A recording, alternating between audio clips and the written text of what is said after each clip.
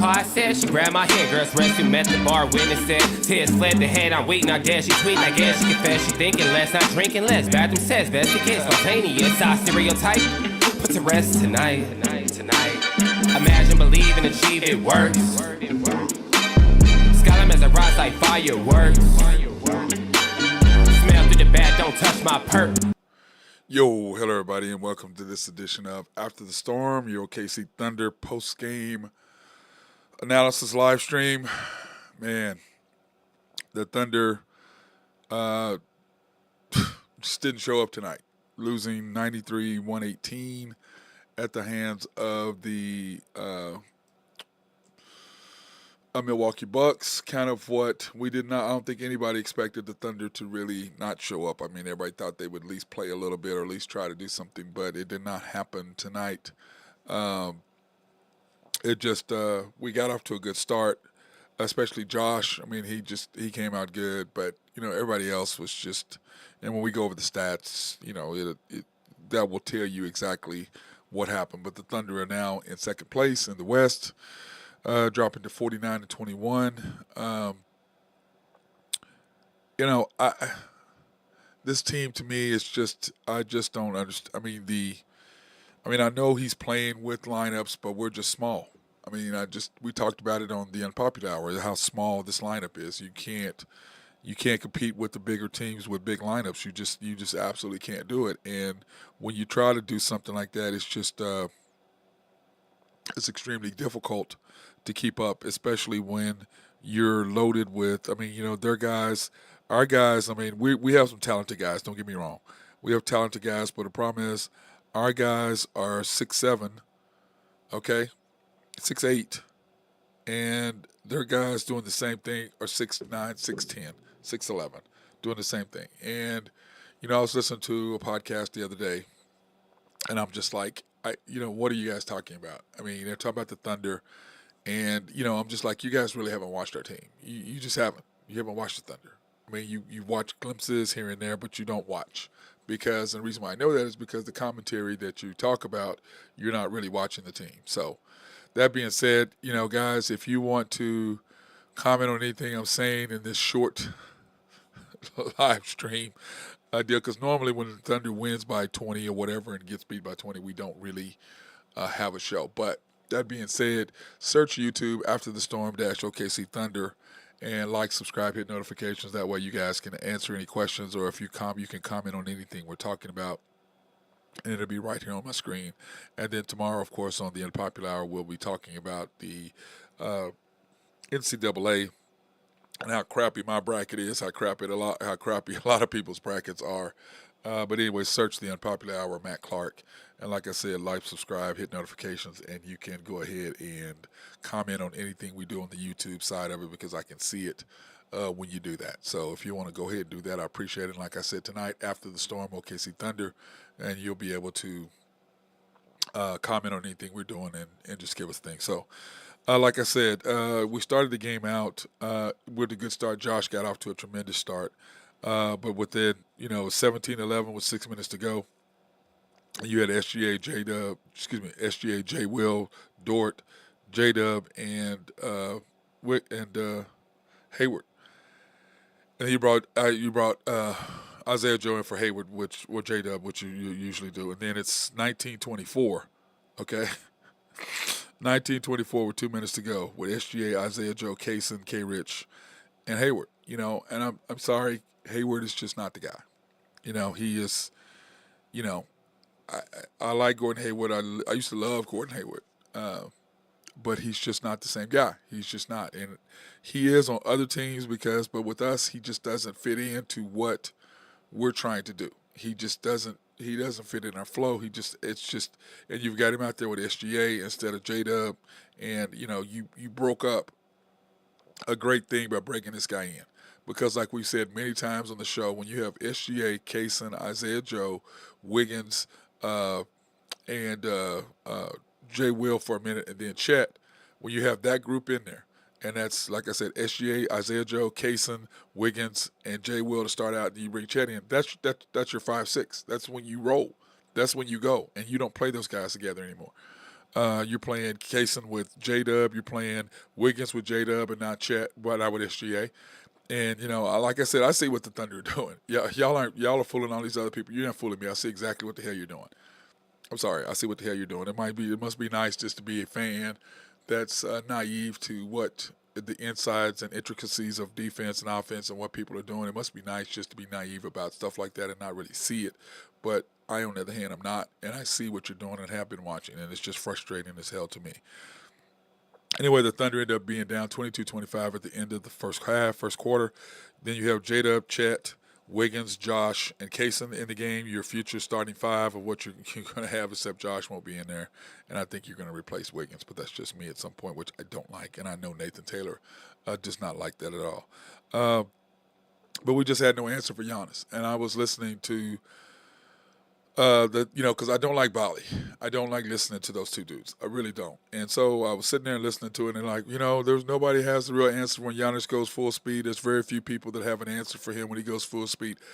There's zero people, not a few, not one, not a couple. There are zero people in the NBA who have an answer for Giannis when he's in transition. Nobody has an answer for him.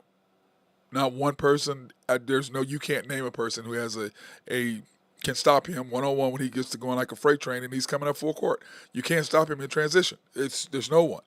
So for them to say that, I went boop, back off, because I can't listen to him. J-Dub made a nice shot, falling away, throwing up the shot over the top of Giannis, and he made that was luck. And the reason why I know it's luck is because I made lucky shots before where you just throw it up there because you're just fading away, you're just throwing it up there. You just are. And it's not, there's nothing wrong with saying, it was luck, because it was. It's not something that you can go up there and, you give him that shot 10 times, he makes it once. Maybe twice. You're not going to make that shot consistently falling off the wrong leg. Now, he was going left, which is what he does. He was shooting a fadeaway, which is what he does. But you can see in his body language the way he threw it up there. He doesn't ever go off the glass, and that's why I said it was luck versus a good shot. He doesn't ever go off the glass. He goes straight in. So as a person who teaches kids how to shoot, when you're doing that, you are creating and you're just throwing it up there because you just got to get the shot off. And there's nothing wrong with being lucky for it to go in. There's nothing wrong with that because it happens. We've all done it. I've done it. Steph Curry's done it. Michael Jordan's done it. LeBron's done it. Everybody's done it. Magic Johnson, Bird, everybody's done it. Even you have done it. And you got to admit, damn, that was lucky. Because when you make a good shot, that's a great shot. And when you throw something up there and it goes in, you know that. Come on, guys. So anyway, I just don't listen to them. I just can't listen to them. But once again, we are too small. I've got in here too small, and then you add Kendrick in for Chet. You got smaller. I just don't understand it. And then you bring, then you've got SGA, J-Dub, K-Rich, and then all of a sudden you bring Dort in, and he's 0 for 4. Finally made one, was ended up with 1 for 5. It's just, I just don't understand it. And then all of a sudden you have SGA, Dort, Josh, Chet, and Hayward, and you make a run, and then what happens? SGA is playing terrible. It has been. And then what do? You bring J-Dub in for SGA. Now let me give you a little note right here. Let me give you a little note, which is why I'm telling you it's idiotic what this guy's doing. I'm sorry I'm calling the guy out. It's the stupidest shit I've ever seen. Putting the ball in J-Dub's hands. This is why. This is a stat right here for you guys. Highest clutch time field goal percentage, SGA 61%. And they take the ball out of his hands and puts it in J-Dub's hands. Now, all of you who like Dagnall, explain that to me. SGA 61% leads the NBA in clutch time field goal percentage, and you take the ball out of his hands and puts it in J-Dub's hands. Like I tried to explain to you all what's going on. Now, you tell me as a normal person or as a person who's out there, why the hell would you take the ball out of someone who is the highest clutch field goal percentage shooter in the NBA out of his hands? I'll wait. There's no answer. You don't have one, and neither does he. But now, that being said, SGA's playing terrible, but that's what you do every game. Every game he does it, he takes it out of SGA's hands and puts it in J-Dub's hands. Every game. Every game he does it. And it's just, to me, it's like he's leading the NBA in clutch time and you're taking the ball out of his hands. It's just, I'm sorry, it's stupid to me. I don't get it. But anyway, here are the halftime stats. Chet, 2 points, 3 rebounds, 1 for 4. J Dub, 6 for 12, 13 points. Played really good the first half, I thought. 3 assists, 0 rebounds, 0 blocks, 0 steals, but he's 6 for 12. SGA, 17 minutes, 3 for 7, 0 for 1, 1 for 1, 7 points. Josh Giddey, 15 minutes, 15 points, 6 for 8, 3 for 4, 6 rebounds, 5 assists. Now, looking at this, Josh is the only one playing. You look at J. Will, 0 points, no shots. Gordon Hayward, 0 points, 0 for 3 in 8 minutes. Kendrick Williams, 6 minutes, 0 points. Still don't understand the Muscala, Lindy Waters. Why the hell are you putting him in the damn game? Anyway, this guy is, like I said, Dagnall is fantastic at out-of-bounds plays. He's a fantastic developer, but we're not developing. We're trying to win. Well, excuse me. The fans, we're trying to win. SGA's trying to win. Chet's trying to win. The Thunder's coaching staff and the Thunder administration are not trying to win, clearly, by what you're doing. Isaiah Joe, 5 minutes, 1 for 3. Isaiah Joe is just not, he's just not there. And Wiggins, 6 minutes, ridiculous. Cason Wallace, 10 minutes, love that. But once again, 0 points, 1 rebound. Wiggins, 0 points, 1 rebound. Isaiah Joe, 3 points, 1 rebound. That tells you everything you need to know right there about the Thunder. This is going to be a short show because there's not a lot to talk about. And if you have questions, please, by all means, step up and give me some, okay? I mean, you can give me a question or give me a comment, whatever you want to do. Third quarter, this is when the Thunder, now remember, the Thunder are number 1 in the NBA in the third quarter in point differential, okay? Number 1. In the third and fourth quarters, we were outscored 70-46. 70-46. 70-46.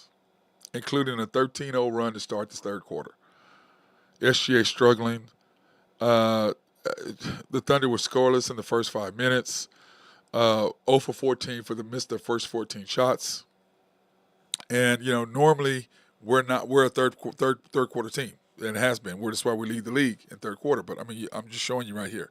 It's 13-0 run. We were 0 for 14. All of a sudden, it's 49-66. You put in SGA, K-Rich, J-Dub, Dort, and Hayward.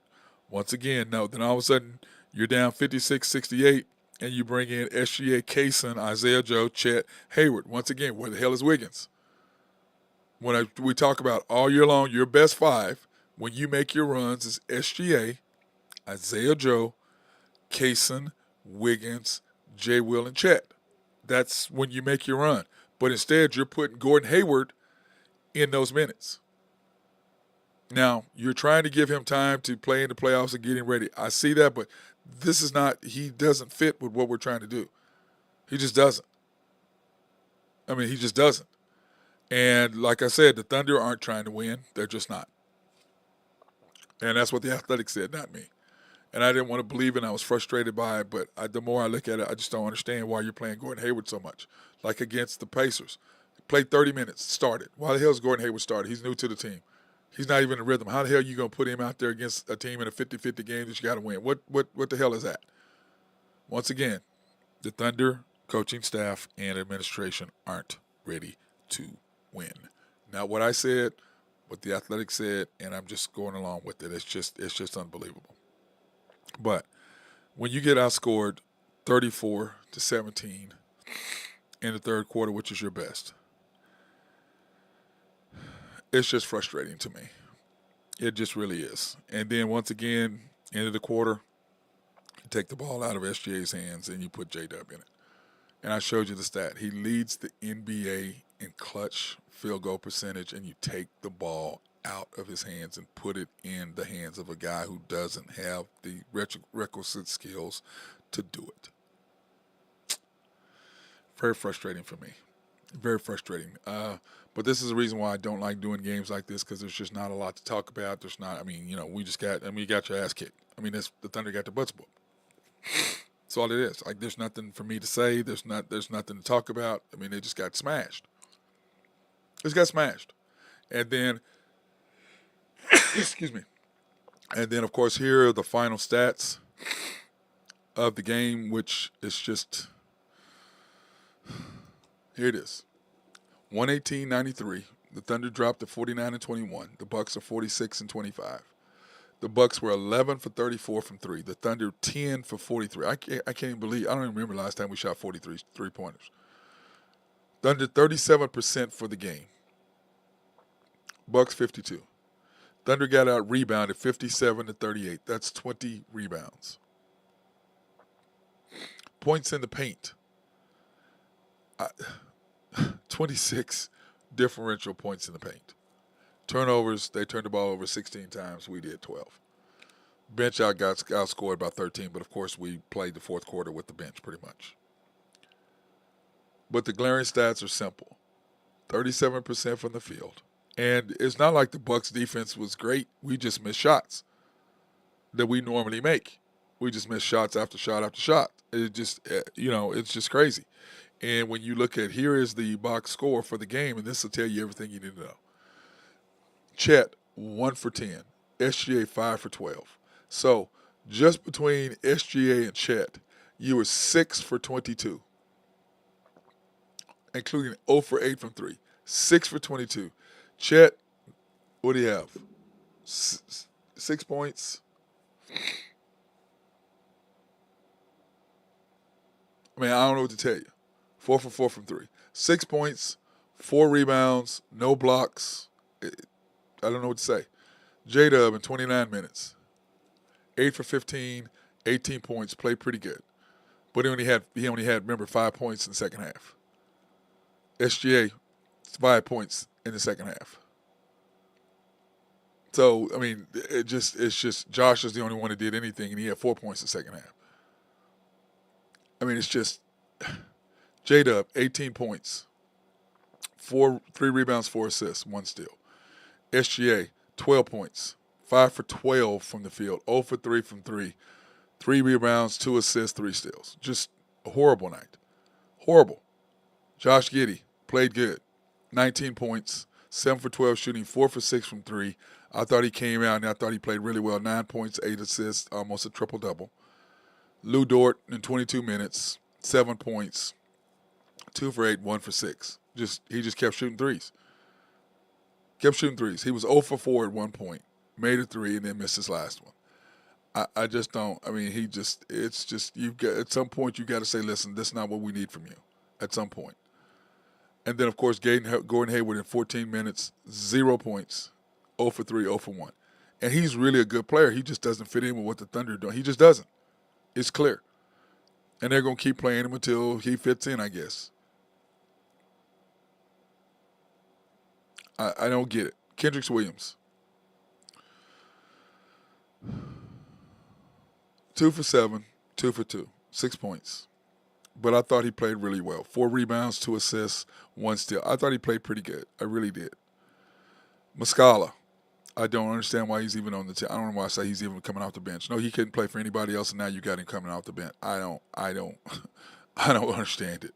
Lindy Waters can't play for anybody else, but the Thunder haven't played. It's ridiculous. Aaron Wiggins, 18 minutes, 8 points, 2 for 3, 3 rebounds, 1 steal. I thought he played pretty good. Cason Wallace, 24 minutes, 5 points. Cason did not play at all, good at all, 1 for 7 from 3. It just wasn't a good night for the Thunder, and that's all it is to it.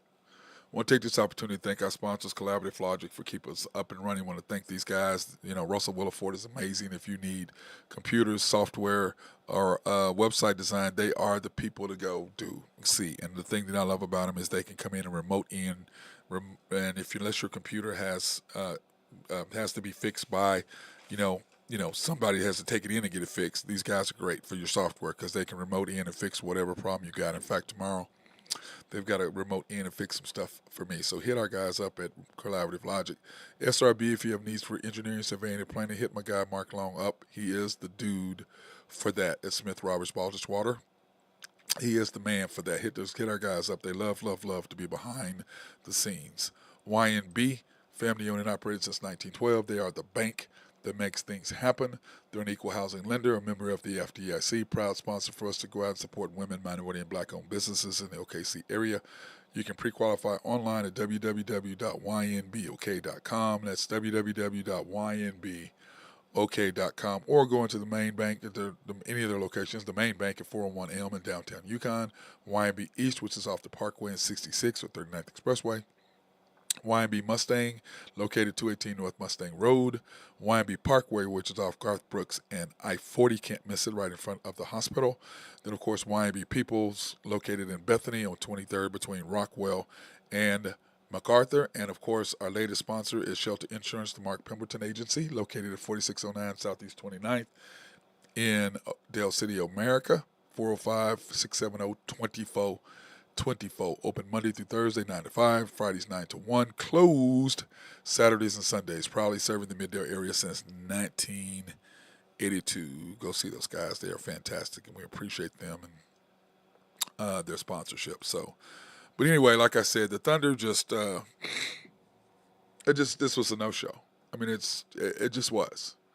But now, what does this mean by us losing? And I remember we have the fourth toughest schedule remaining. Okay, so now remember we're doing 10-game slots. We were 7-3, which of course was good for considering who we were playing, but we all predicted that we'd probably lose to the Bucks. Now you have a huge game coming up Tuesday night at the Pelicans. Then we have a back-to-back, the Rockets on Wednesday here, and then on Friday the Suns here. So you've got to go 3-0 in this stretch. But I don't believe they will, because this coach is not going to play the right coach. He's not going to play the right lineups, and it's just, I'm sorry, it is what it is. But your final 12 games, this is what it looks like. And in your final 12 games, you have to go, and we've talked about this, 9-3. If you go 8-4, you're for sure in second place, maybe third. If you go 7-5, you're for sure in third place. So that's, but you look at it. I mean, your losses, you can see where that run you got coming up. You've got to play the Suns, then you have the Knicks, then the Sixers, then the Celtics. Then, I mean, let's look at our next 6 games, okay, or 7 games. You have at the Pelicans, then you have the Rockets at home on back-to-back. Then you have the Suns on a Wednesday. Then you have at the Knicks, at the Sixers, at the Celtics on back-to-back nights, and then at the Pacers. So when you look at this next 7 games, you have to go 5-2 or 6-1. If you go 4-3, you're in trouble. You're going to drop. You have to go 5-2, 6-1. You got to play. You got to treat this like a playoff run. You've got to treat it like one. I don't think the Thunder will, because once again, the Thunder aren't trying to win. They are trying to say, "Oh, well, we're the youngest team," and they're going to keep blaming it on that nonsense. That's what they're going to do. That's their medium. That's what they do. That's their shtick. That's what they say. But I'm sorry, I'm over it, and most people that I know of are over it as well. And we want to see us win. We know we can win, but, unless the administration wants to do that, it ain't happening. It's just not. And when you look at the NBA standings, this is what I'm trying to tell you. The the Nuggets are first place. I'm sorry, I should have redid that, and it just makes me mad. That's why I didn't do it. But I do have the one that's updated. And I just didn't go ahead and finish it out, which of course I'll do, because we need to be truthful and upfront and out front with everything, and letting everybody know kind of where we are right now. And here are the stats for the NBA standings. I did them, but I was kind of waiting to see what happened with Minnesota, and they beat the Warriors. So I was kind of waiting for that, and I never did push it back up there. So anyway, here's the updated standings. The Nuggets are number 1. The Thunder are in second place now, and we are half game ahead of the T-Wolves, who won tonight, and the Pelicans, of course, won. So you can see where we're at. I mean, we've got to go to the 5th place team. We've got to win that game. Then you have the Suns. They're the 6th place team. You have that game. Then you have the Kings. You got to have that game. So you can see where the Thunder are at. It doesn't get any easier. It just doesn't. But unless you're playing the right guys and you're trying to win and getting ready for the playoffs, it's not going to happen. It's just not. And I'm just warning you guys and letting you know what's happening. Because here are 10 games. Remember, you've got the Pelicans, which is a key game. You have the Suns, which is a key game in our bracket. Then you have the Kings, and then you have the Mavs, and then you have to play the Bucks again. So, I mean, think about that. That's what you have. That's what you have. That's what's going on. And I don't know if you're sure. I don't know who's all sure. It's just frustrating to me. So I hope that they will, but I just don't believe it. I'm sorry about the negativity, but yeah, I'm just letting you guys know what's up. I'm just being real with you. I'm not trying to sugarcoat it. I'm not trying to do like the Thunder do and try to overshoot and say, I'm telling you how it is. And like I said, oh yeah, you don't have to believe me. Just go listen to what I'm saying and then go look for yourself and see if that's what they're doing. See if they take the ball out of SGA's hands in the second quarter and the fourth quarter. See who's bringing the ball up the court. And I just showed you the stat that he leads the league in field goal percentage. Okay, and let me pull that up real quick so you understand what I'm saying. So I'm just not like throwing some stuff out there, okay? So you can see it for yourself. He leads the NBA in clutch time field goal percentage, and he doesn't have the ball in his hands, bringing the ball up. What does that tell you? He leads the league in clutch time field goal percentage, and you have J-Dub bringing the ball up the court. I'm sorry, Thunder fans. It is what it is. Okay? I'm just breaking it down to you. I'm just letting you know what's up. Okay? Just letting you know what's up. But anyway, I still love the team. I still love our possibilities and what we can do. And we shall see how it works out. So, that being said, I hope everybody has a fantastic day. Stay out of trouble and